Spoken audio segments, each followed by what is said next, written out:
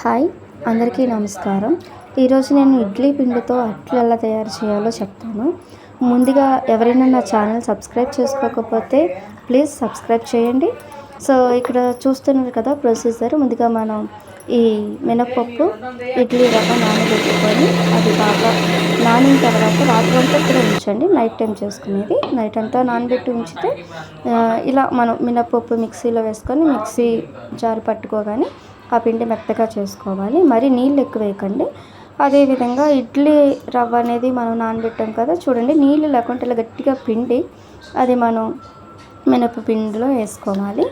ఆ రుబ్బులో మొత్తం ఇలాగ ఇడ్లీ రవ్వ అంతా కూడా వేసుకొని సో అది మిక్స్ చేసుకోవాలి, కలుపుతూ ఉండాలి.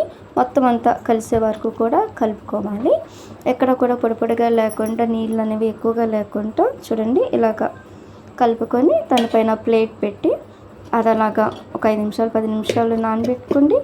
అది అలా ఉంచిన తర్వాత మీరు స్టవ్ వెలిగించి పెనం పైన ఆయిల్ వేయకుండా మీరు ఈ రుబ్బు అనేది వేసుకోవచ్చు.